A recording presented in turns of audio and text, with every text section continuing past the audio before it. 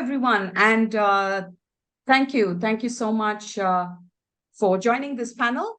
And it's a pretty interesting space we're going to talk about the relevance of school in a digital future and what we're envisaging. I mean, undoubtedly, digital transformation has changed every facet of our life, including how we meet, how we interact, like we do today. And I think one of the biggest industries that's seen the impact of digital transformation is education. Undoubtedly, we've been talking about this, of course, propelled during what happened at COVID, which we've talked about time and again.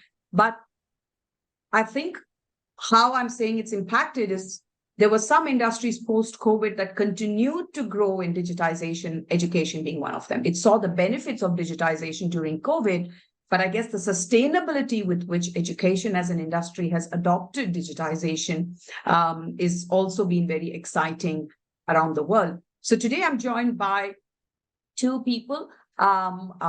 This lovely Datta Prusti, who is the principal of TPS Whitefield, and Meenu Arora, who leads outreach at Kriya University. And before I'm going to talk a little bit of what I understand of both of them before we kind of proceed, and I'm happy we'll understand more about their backgrounds as we go along. Lovely, ma'am, thank you. I mean, you lead one of those legacy institutions in what's called the tech city of the world in Bangalore. So it's exciting to have you here. And what I eminently noticed about you is your love for English. I think I did read a couple of your poems as well, which pretty much emanates a certain emotion that is so not is the opposite of what one feels towards one feels against technology, but it's really creative. I think you're operating in that wonderful creative space of putting words to emotions. So it's fantastic to have you with us. And Meenu, I understand, as I know you, I mean, one is what you do at Kriya as a professional, but at heart, your love for student welfare, your love for everything that is outside of technology and human connectedness in education is something that you stand for. So it's quite exciting that we have somebody most creative from a tech city of the world and somebody who is actually from a university that talks technology but believes immensely in human connectedness, that both of you are here on this panel. I'm going to really start any initial words, lovely ma'am and Meenu, before we actually kick in any kind of forewords from you. Yeah, Meenu, would you like to start first? Sure. So, in fact, when this topic was given, relevance of schools in the digital world, the future, of course, I gave it a thought. And what makes me think is that it is not a question of either or, like, whether schools are needed or not. Of course, schools are needed according to me. The only thing is we need to integrate the technology and the school, because, human algorithms cannot be equated with the AI algorithms. Even if it is a digital world, every digital world is ruled by human beings only. So as far as human beings are concerned, as we were discussing, what is the objective of schools? Basically, the objective of school is imparting knowledge. It is not only passing exams. So when we talk about imparting knowledge, the knowledge can be gained from in person, or maybe through online. But as far as the human skills are concerned, humans need to learn human skills. Digitization can only facilitate and only can enhance those skills. So if you look at both the things, human skills can be enhanced by digitization and digitization can be enhanced by human skills. So both are so much weaved into each other. I can't think of having one thing without the other. So I think, and when we talk about the Industrial Revolution 5.0, we need to reimagine education. And having said that, we can't say that schools are not needed or digitization is not needed, because students are netizens. We can't, we just need to tell them how to use digitization in a responsible way, how teachers, the only thing which I can think of is the face of schools will change. The way the education is being imparted, that will be changed, but definitely schools are needed. We only need to change the process and the Okay. entire structure. Great. So that's the interesting forward I wanted to start with, and just moving on very quickly from what Meenu just said about imparting knowledge. And there is this popular adage, love remember, it says, knowledge doesn't always mean wisdom. There is a big difference between knowledge and wisdom, right?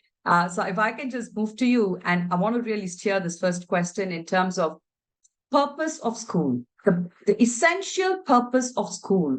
Have we understood it beyond teaching and knowledge? Yes, I would like to come back to the relevance of schools in the era of digital learning as a topic. I think this topic has become more important because of the COVID times. Because before the COVID times, we were not really thinking about the relevance of schools. Computers were there as a part of education, but then schools were always there, and we never questioned it. Now we are questioning it because we have moved to a different, there's been a whole paradigm shift. But again, the topic itself, has a major answer in it, that schools will always be relevant because after the COVID times, we noticed that children were digitally very aware, but there were a lot of things that they were missing. There was a huge, huge learning gap. And if I tell you about the youngsters, like let's talk about little children who came to school for admissions, they were not at par at what they were supposed to learn at a particular age. They lacked hugely. They lacked social skills. Some of them were not able to even look at you and talk because they were not used to other people. They were constantly, for 2 years, they were confined within the four walls of the house, just talking to the parents, and they were adults with adults. So little kids always learn more through peer learning. So peer learning is very, very essential for the small children to learn things, and that was what they missed. Now, similarly, when the children, even in the teenagers, when they were inside the house, they learned a lot through the digital platforms, but they lacked so many other social skills, so many other life skills, right? And the impact could be seen when they came out. So after the COVID times, it was quite challenging for schools and teachers, actually. So the first year, we were just focusing on how to bring the children back to school and how to make them mingle with each other, learn to work in collaboration, sit in a classroom with other children, and get back to normal life, what we say, like the old life. But that was a very, very challenging time. So I think that is where the school is very relevant, because there are certain things that your digital learning cannot help. Like Meenu has already said, the human touch, the human contact, the relevance of the teacher being there, giving you a direct feedback. Emotion is also something that was very, very important for children when they came back. They were emotionally disconnected with others. They needed more empathy, but they didn't realize it. So I have this case of a child who was in the school, and after the COVID times, the first 2 months at least, he would never speak to anybody, just sit in one corner, and he hated coming to school. So the parents met me and said, ma'am, what do I do? I mean, we were waiting for 2 years that the children should get back to school, but my child refuses to go to school. And so I, somehow managed to talk to this child. And then I created a kind of a game in the class. I said, one day I just stepped into their class and I said, I've come for a chit chat. Let's see what you had experienced during the COVID times. So you don't need to tell me, you can just write it down in a piece of paper without your name and let me read it out. And anyone who would like to give a solution to that can do that. So the child, I was just walking by and I noticed what he was writing. Then I picked up his chit later on. He said he has lost his best friend during the COVID times. He lost some of his, his friend had also lost his parents. So he was very scared that he might lose his parents too. Usually in the education thing, we are not thinking about what is going on in the child's mind. Whether the child is scared about losing his parents. We're not thinking about that aspect at all, So then it struck me as like, oh my God, this child is going through so much. And this was all because of the COVID times. He was a brilliant boy, but he just couldn't. But after coming to school and, I sent him to a counselor, and the counselor would meet him and talk to him. Gradually, the child came back, and we realized that, he needed that human contact. He needed that assurance that everything is fine in the world. The COVID is past and it was just a phase. So that is where the relevance of school lies. A computer, if the child would be sent back, suppose the child would not come to school and sit in his home in front of the computer and, constantly looking at other things, he would never be able to come out of that. There will be nobody to teach him the right and the wrong and to give him that, the hug that he needed once in a while, or that empathy that he needed. So that's where the school is very, very relevant and very, very important. So school is definitely here to stay. Yeah. So in that sense, I mean, coming back to that question is about, if it's about learning, you can learn pretty much from anywhere, right? If it's about knowledge and passing, we've always thought homeschooling existed, right? Homeschooling always existed. But even in that sense, it's the concept of what's the social skill, what's the peer-to-peer connect, what's the human connectedness that a school can actually give, which is a purpose that goes beyond knowledge and makes the human that there is. Shilpa, if I could just pass to you for some of your thoughts around, how has even the purpose of what school does, how has that, in your opinion, evolved, from what we knew as school? And clearly we had this competing platform that actually came alongside. And to me, I feel digitization is this new. We constantly, from a learning perspective, we always had tuition classes. If you remember, there was schools, there was always after school tuition classes. Kids, and there again, there were children huddled. And then this became digitized and, that movement. But just your thoughts around how have you seen schools kind of evolve and their purpose evolve through this digitization journey? And where do you think the relevance of schools apply more versus the online learning? Thank you very much for this question, Kala. It's such an interesting topic. And drawing, from some of the things that lovely ma'am has just shared, how schools, cannot replace that human touch. They cannot take away that connection. I'm also very interested to explore the idea that when you take away technology from the school, are you allowing more experiential learning to happen? Or is it still possible for the schools today to make a combination of experiential hands-on learning, integrating technology? So coming from my own experience of having worked with schools that are very, very technology enabled, I have seen that it does take over at some point, because the children today are so engaged and so eager and so quick with technology that the first connection that they're able to make today is with some technological device or application or game. So that connection somehow is becoming much stronger than the connection that they would have with any other human being. So unfortunately, human connections are becoming secondary and the relationship with devices is taking over. It will be interesting to see how schools balance this out. And I think it will vary from city to city, from different sections of the community as well. I know there are still people who value meeting each other far more than virtual events. And I also understand that there is still a section of people who would prefer to save on time and the cost and resources associated and consider things virtually. So it is interesting time that we are living in.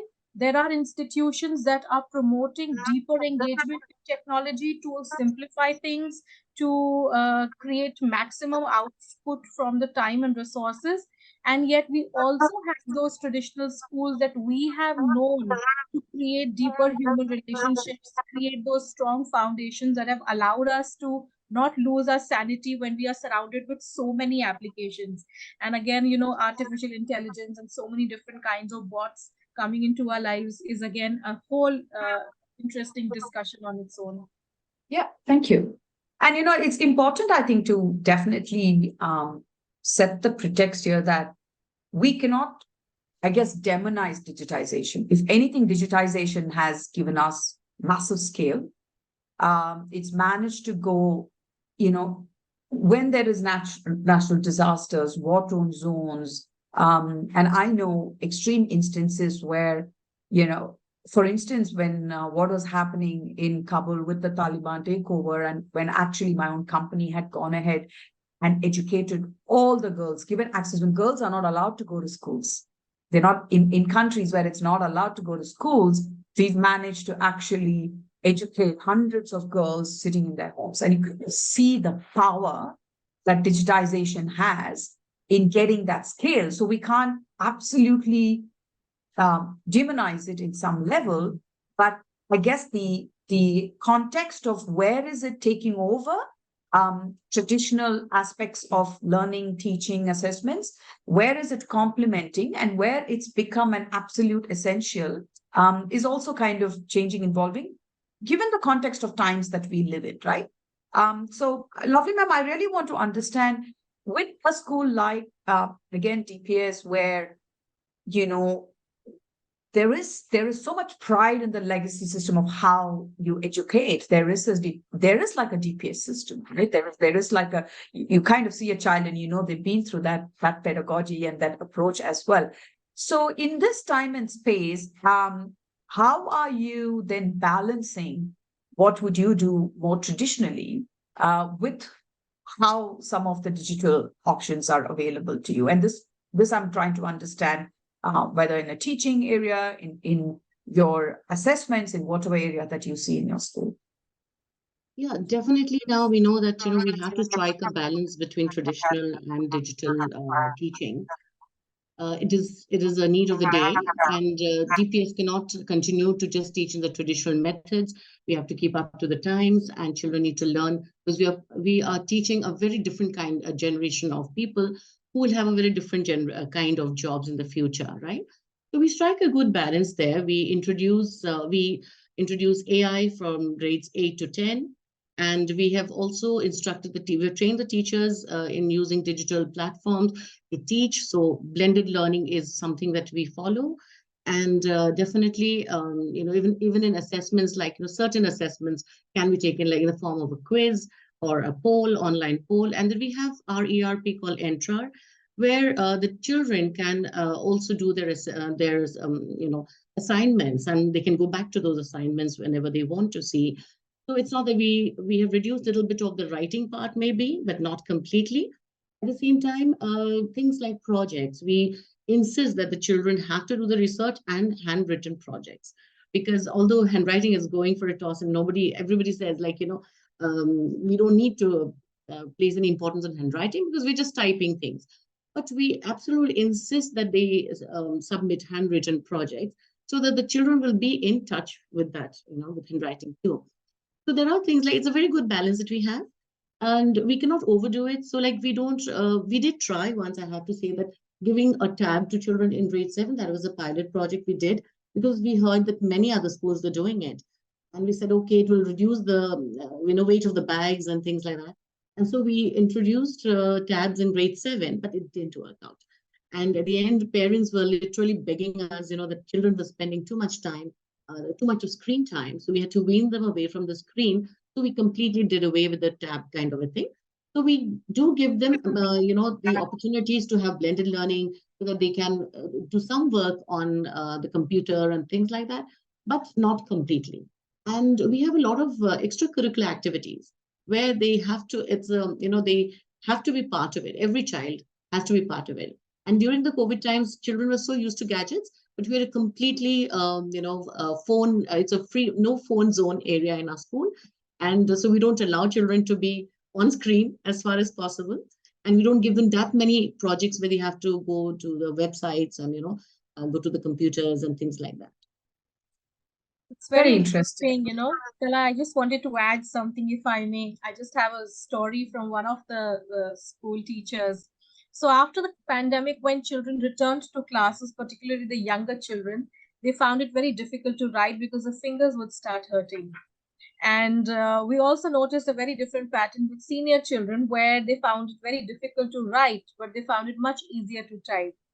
And in line with this discussion, I'm also now, just as I'm speaking, I'm also thinking of how certain standardized tests have moved from paper and pen format to digital testing. So, it's very differently perceived by different individuals around the world. And yet another very interesting example, particularly with the SAT exam becoming digital. So I think there's somewhere senior children are really very happy. It has taken away a lot of burden. But again, also we have to see where are we able to create that balance, because there are examinations that require pen and paper format, and it is about being able to manage both the skills. I would, if I can add something, Tala. So, when we talk about, as you asked about the evolution of schools, what I personally feel that, this also depends on the age group. If I talk about the junior kids, they need to have those sensory experiences. So, maybe the use of digitization for different age levels and grade levels will be different. As far as juniors are concerned, primary school kids, I think it's very important for them to feel that touch, how that feels, how the sand feels, that cannot be digitized. There are certain experiences which cannot be digitized. So I think digitization should be more of empowering the imparting of knowledge and the education rather than anything else, rather than just making it as a channel of assessments and the channel of teaching. So it has to empower the education, and those sensory experiences are extremely important. Now, two more points I would like to add on here.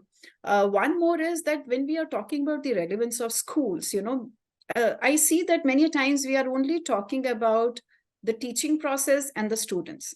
I personally feel that relevance of schools should be talked about from various perspectives. It should have a 360 degree, because digitization not only affects the teachers or the students, but it affects the parents also.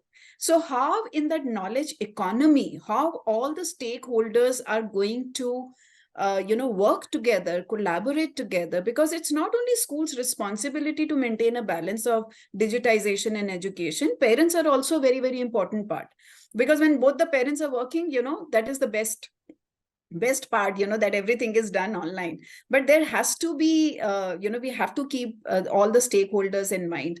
Having said that, at the same time, the well-being of everyone needs to be taken care of. So although, lovely ma'am, you're the principal, so I'm sorry if I make a wrong statement. What I see, I see so many parents and students around, and like my own sister-in-law at home, my bhabi, so sometimes at 10 o'clock she will just say, "Oh, Sian, your assignment has come up." So, and I keep wondering, that means the teacher has uploaded the assignment at 10 o'clock, which they expect the parents to see, and they expect the student to be aware of it the next day.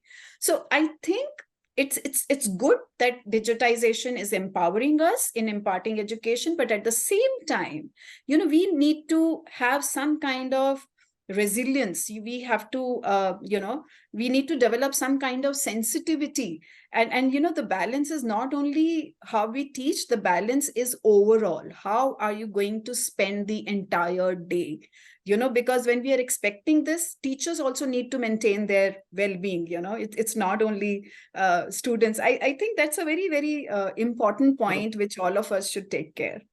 I would like to, if Kala is Please, okay, it's a I would like discussion. to say something about that, Meenu. You're absolutely right. I mean, a teacher has no right to send, a notification at 10 o'clock at night when parents are, I know that's not the time.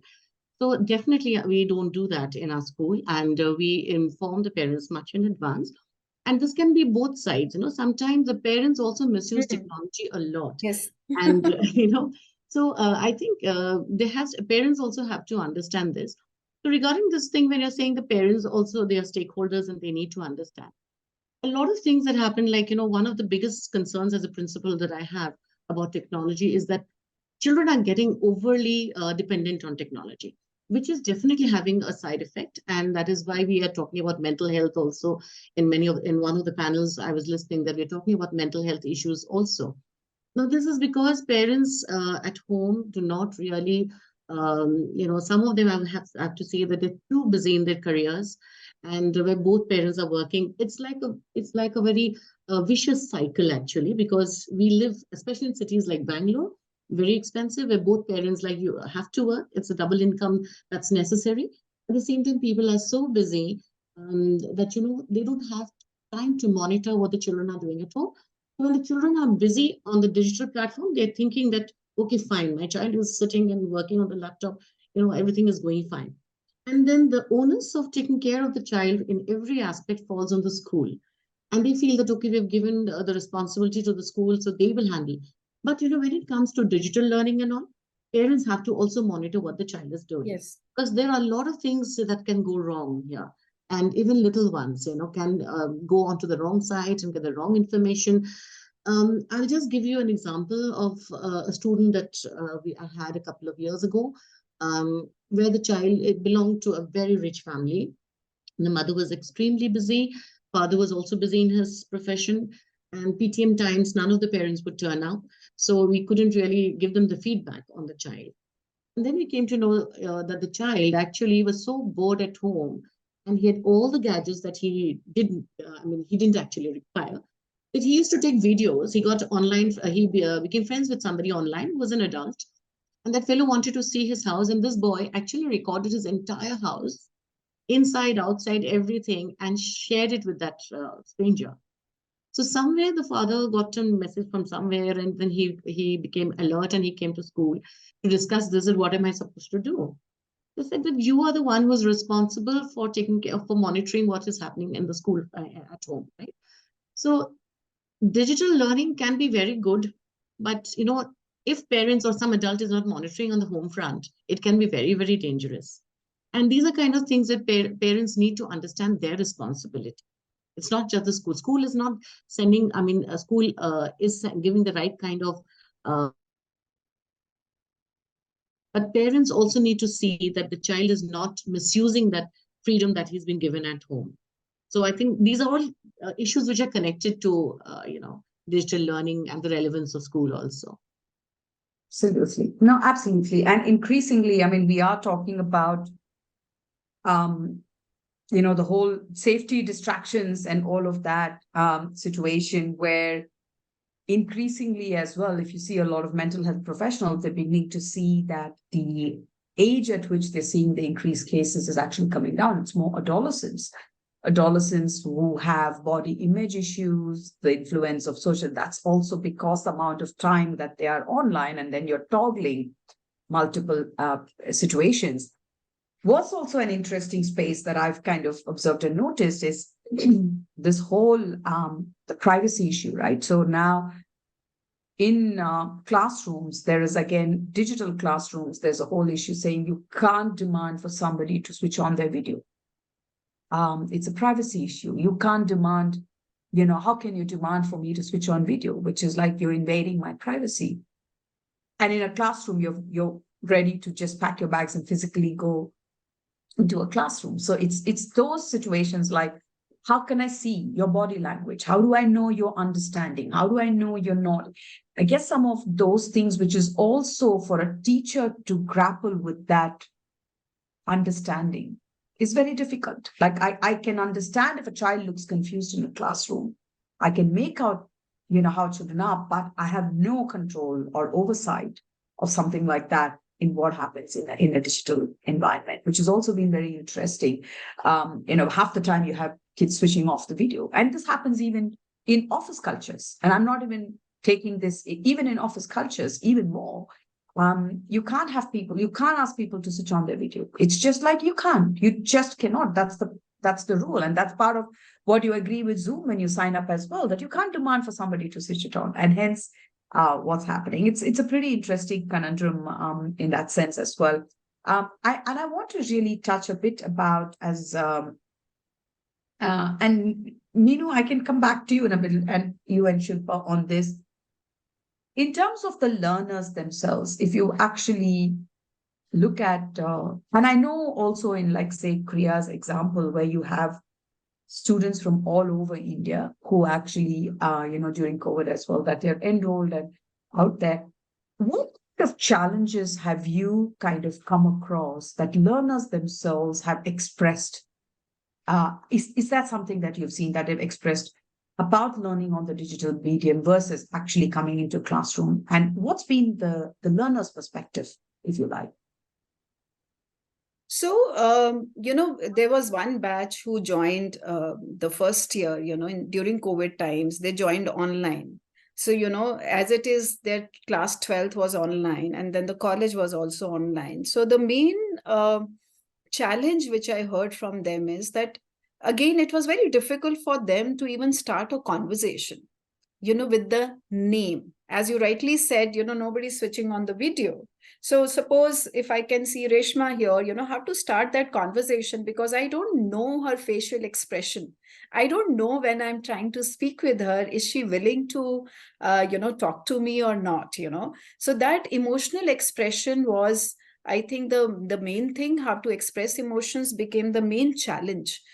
In fact, during that time, even from school students, I got maximum calls where students were saying, we are at home surrounded by parents and siblings, but still we are feeling lonely. So, they just could not understand that how to adjust with this new kind of environment where the face doesn't exist, but only the name exists. And that reminds me of a case which happened, that how emotional expression is so important. And this digitization sometimes becomes very deceptive. I can be very sad in my heart, but I can always put a smiley face and a laughing face. So it happened with a school student, and I will not name the school, but I just met this girl, and she was very bubbly, and I was talking to her, how is your day and all that. I said, why don't you go back home? Your pre-boards are going to start. And I'm talking about before pandemic. So she said, ma'am, this is my last day. I want to sit with my friends, and I want to talk to them. I said, okay. So the girl went at 2 o'clock only, although they were supposed to leave at 12. And she spoke to everyone, every teacher. The next day, I hear that she has committed suicide. And just before committing suicide, 15 minutes or half an hour back in the morning, she updated her status on Facebook about her happiness, that I'm enjoying, or I'm very happy, something like that she stated. And, nobody could think of it. So, these things are a little scary. I feel that during that time, and in fact, during this batch also, when I met one of the Kriya student, he said that, he was very apprehensive. He said, I'm very, very anxious that how to make friends. And I really had to sit with him, call a few friends, call a few people, and, introduce him. So they really need to be equipped with social skills, because they don't have the comfort space, that safe space. It's very important to tell them that you are safe in this particular world, even in person, because online is very easy. I'm upset, I will just switch off my video, or I will log off, and my fight is over. But when I'm talking to somebody, I need to sort out the issues, I need to converse, I need to get into a dialogue with the other person. That was the main challenge which I could see the students were facing. Yeah. So I really want to come back to Lovely Ma'am later about the angle around how are we equipping our teachers to deal with the digital advancements. But before that, Shilpa, any kind of comments or thoughts from your end on this particular topic that we be delving around, in terms of how do you manage student welfare and well-being, which is also the responsibility of a school, right? Because the school is the first social environment a child goes to. Why go to school? It's the first, at 2 years or whatever, it's the first social environment that they're going into. And at 2 years in kindergarten, they're not going to learn. It's really the social skills. So just your thoughts around any of that, in terms of how that's, are there any big observations you've seen, any challenges that you've kind of picked up? Thank you. So I'm going to, start the journey as we would primary school, middle, and then senior school. So we do not see such acute cases while children are in the primary school. I think their social skills are still far, far better for their age. The issues are much lesser. But as we see, the middle school and then moving on to the senior school, I see there are more complexities. Of course, emotions are more complex, relationships become more complex. The way the world is experienced and the way it is expressed is very different from their other formative, what they've experienced in the formative years. So while schools are doing a lot in terms of the well-being counselors that they appoint, the training sessions they hold, I feel it is a collective responsibility of individuals who interact with students, particularly the middle school and the senior children, where life is far more complex, emotions are far more complex. It is not just a role that is limited to the school counselors or the well-being counselors and those once weekly sessions or once in a fortnight workshops that would help, but a close connection with people with whom the student interacts on an everyday level. I think that matters a lot, which is also a reason why we see great friendship and great emotional associations coming from students in high school with their teachers. So that is something that has personally worked for me as well, and that I have learned from my school environment. Even as a form tutor or as a subject tutor, you can create that environment in your class, and you can intentionally set that time for a regular connect. You cannot have one well-being session in 2 weeks, or allowing the option to come and see the counselor whenever the student feels like. You have to be more involved. It has to become more personal.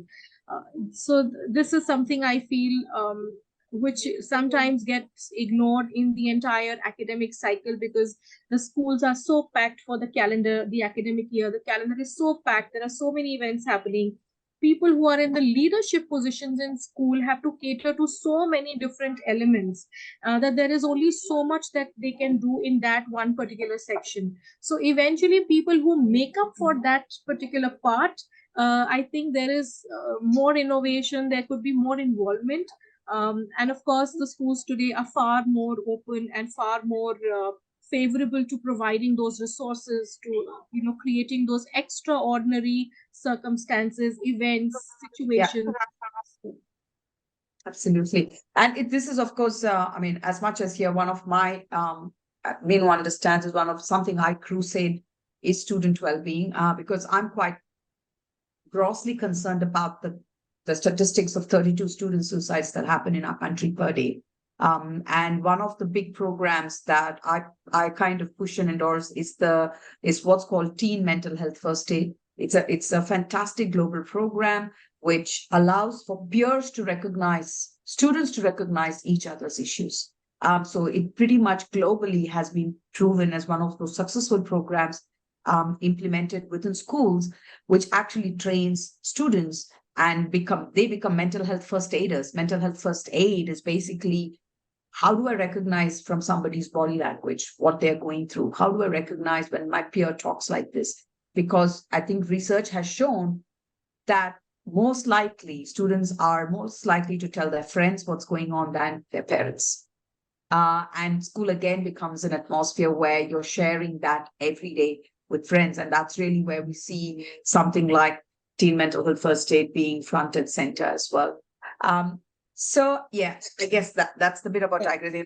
We've established it very clearly. Yes, ma'am. Did you have a comment, Lovely? Yes. So I think okay. Minnie was going to say something. Please, you carry on. I will. Yeah. I will No, say later. I was thinking about what Kala, you had asked me about how the teachers are being trained. Exactly. Yeah. So as a CBSE school, we have a mandate of each teacher completing 50 hours of professional training. So, and we have trainings on different levels, like we have CBSE trainings, which are organized by the CBSE themselves, by every department. We have intense in-house training. We have the Sahodaya trainings, which Sahodaya cluster of schools, they organize trainings for people. Plus, we also have DPS Society HRDC trainings. So those are very, well organized, and our teachers attend all these workshops. We also train our teachers on different levels on their subjects. And now that everybody needs to be, have some kind of a knowledge about digital learning and how to use this in their own lesson plans and all. So we do train the teachers in that aspect also. Sorry, Meenu, did you have a comment? Yeah, actually, it was related to what you were saying earlier. You were talking about the physical language, and I will just go back to that topic. When we talk about mental health, or well-being, physical health is equally related, it includes the physical health also whenever we talk about well-being. And that reminds me of one experience. I took a few school students, to a remote village in Rajasthan. And what we used to do, we used to stay there for a week in the village, and my students used to interact with the village students, and I used to interact with the teachers. Now, digitization you can't expect there, because this is a village where only lantern works. There is no electricity, no power. So at night, it is pitch dark, and you're staying in one small room. 30 students are sleeping in that one small room. But in the morning, during the daytime, they are just playing everything. They are just climbing up the trees, the village boys. So my students, I need to force them that you please go and play with them. And I'm talking to these teachers, and one student, little kid, walks in and says something, whispers in the teacher's ears. And I could sense that there is something wrong. So I just asked the teacher, I said, what happened? Is there anything wrong? She said, no, ma'am. And she did not want to disclose. And when I insisted, she said he has a question. I said, please ask. So his question was, of the village boy, that do my students have a problem? I said, what do you mean by that? Like, no, they don't have a problem. Because these village boys were amazed that why my 11th and 12th class boys cannot run to catch a ball and cannot climb the trees. For them, it was very unusual. And the way they were walking, that cool walk, and these boys were so strong, standing straight, walking straight. That was such an eye opener for me, that for them maybe cricket is also on a game, an app store. But for them, cricket is cricket. It is there in the field.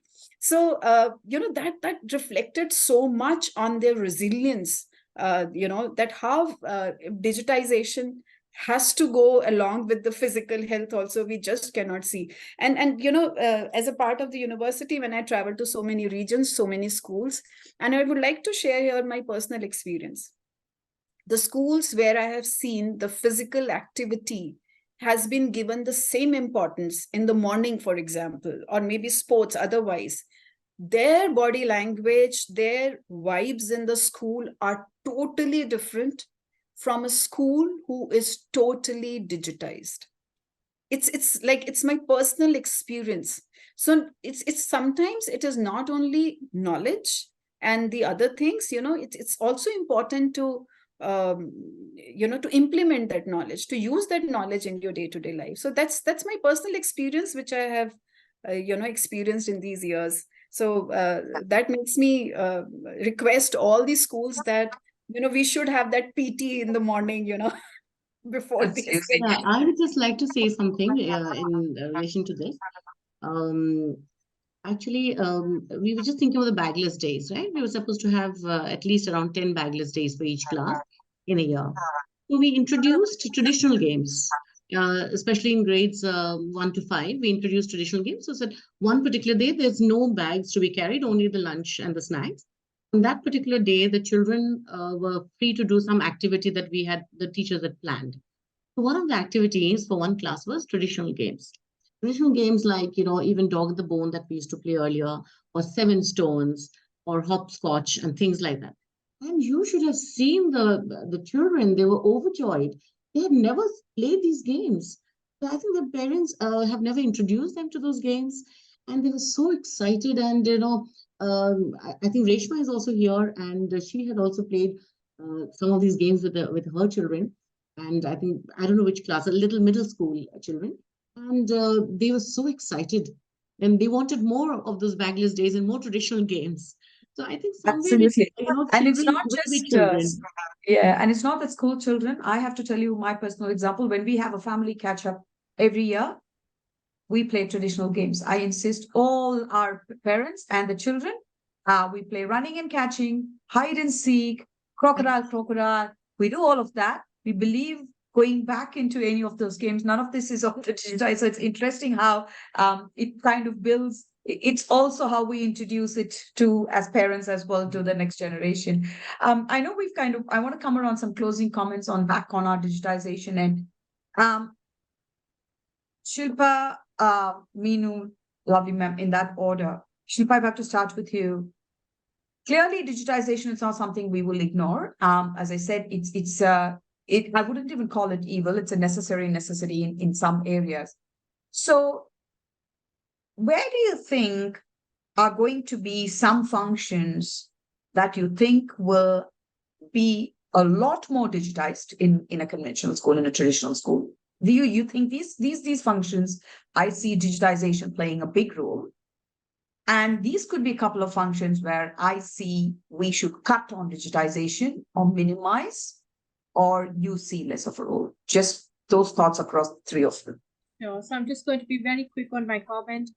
I Yeah. feel in terms of research work and the way we give assignments, the way we engage students in the learning process, we could digitize that. We should encourage students to look at different applications, look at different portals, and be able to improve the quality of their work. And I also feel that there are parts of the school that should be completely banned for any kind of digital contact. So you have to create that environment where people have no option but to engage in person with others. So that time, I think I agree with Meenu ma'am that there are certain parts of the school, there are certain duration, in the entire day of the student where we can create that environment for them. So for academic purposes, I support it. But for personal engagement, developing meaningful relationships, I would really, really encourage a very, very creative environment. And Meenu, your thought, it could be a university in your context. Where do you think we should minimize? Where do we think we adopt more? So I think whether it is a university or a school, there are a few things which can be done. And one of them, I agree with Shilpa, like research work can be, always encouraged. But as far as school students are concerned, I think we also need to teach them side by side that what is the responsible use of, the net facility, because especially during the COVID times also, I saw that, students just read certain symptoms online and they started believing that I'm a ADHD, I'm OCD, and, they just using these terms, and it becomes more of a defense mechanism rather than the actual problem. Secondly, I think it has also led to some kind of irresponsible behavior, in the sense that as a student, if I'm not focusing on what the teacher is saying, because I know in the evening ma'am will upload the instructions on the WhatsApp group, so I don't need to listen right now. So I think we can just play around with that. The teacher can always say that I will decide, someday I will post the assignment, someday I will not post the instruction, so that that uncertainty will always keep their mind attentive. And thirdly, like we practice in universities also, because students say that what extra you can tell me. So maybe we can share some resources with them, which they can read at home and they can come prepared. And in the classes, instead of teaching learning process, it can be more of discussion. It can be more of expressing yourself, so that boring part has been done at home. And now it is more of, discussion where you are learning communication, collaboration, creativity, and every, all other skills which we were talking about. And one last point, Kala, which I would like to emphasize, which might go contradictory to the entire topic, but I was just going through the World Economic Forum report, that what kind of skills our youth needs. And surprisingly, one of the most important skill, according to World Economic Forum, was that our youth should also know how to work in a non-digitized world. Because if one day technology can overpower us, one day it can always stop. So if I am in a remote village as a professional and I don't have Google and Wi-Fi, do I know how to survive? So the youth should also know how to survive in the non-technology world. Absolutely. And I guess those are also where schools will have to start curating such experiences, and colleges have to curate such experiences. I went through that as a college graduate 25, 30 years ago, where, part of the project I got was you can't book your tickets ahead. You have to pretty much spend 3 months in the tribal part of India with absolutely no connection to any part of the world and no gadget with you. So those were experiences that allows you to strive. Just ma'am, your thought. Yes, I think a little bit of what I would like to say is already been spoken about by Meenu and Shilpa. Teaching of concepts can definitely include a lot more digital content because the Okay. children's span of attention is changing, and especially after COVID, because they were so used to working on the computers and looking at videos and things like that.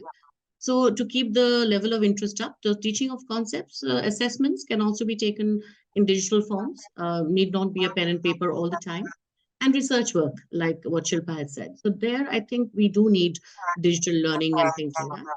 But we mustn't do away with the interactive sessions. Teachers should still continue to have circle time. I used to teach my teachers circle time. So that is one thing where children get a chance to talk about their feelings and other things like that. So those kind of sessions should be there. Teachers should always see that they have those kind of sessions in the class. There should be competitions where no gadgets are required, nothing to do with the internet and all, and children can think on their own. So group learning can be done in that way. So those kind of in that area, I think we can do away with digital learning and digitization. Fantastic. Yeah, So absolutely. we should strike a good balance. So Absolutely. I think also there was a Q&A around empowering teachers, and I think Lovely Ma'am had in her conversations spoken about that in terms of how do you give professional development for teachers. And clearly, I guess, big workforce skilling mandate is also skilling our teachers in the digitized world. Clearly, I think if we are not talking the language, we have enough and more issues, videos floating on YouTube about how students are taking advantage of teachers who can't jump on the digital bandwagon. And we have to make them equally smart, equally Gen Z teachers. We have pretty much exactly ended on time at 7:45. So thank you so much. I think the panel kind of comes around to busting the myth that there are some things that teachers do which computers cannot. There's some things that schools do which digital ecosystems cannot. The relevance of school as not just a learning ecosystem, but a humane ecosystem, and something that's preparing individuals for a digital future has to happen in schools. It's not going to happen in a digital ecosystem for sure. Thank you, everyone. Thank you, so Shilpa. much. Thank you, Kala. Thank you. Thank you, Meenu. Thank you. Thank you Thanks, very much. everyone. I just want to say a big thank you to everybody from High School Moms. We're very, very honored to have you and engage in this topic. So many people who have heard us today. I'm sure there are great takeaways. And I also want to thank each one of you for your time to be able to make it to this event. It's been a lot There of is fun. a hand raised, Shilpa. What do you want me to do? I don't know whether we are out We of will have to close the panel. But we will be happy Sure. to reconnect at another platform. So just Sorry, a big Darshana. thank you to everybody, and we look forward to meeting again at another event, another topic. And Absolutely. good evening, It's been everybody. lovely being here. Thank you so Pleasure. much. Thank you. Bye bye. Thank you. Thank you.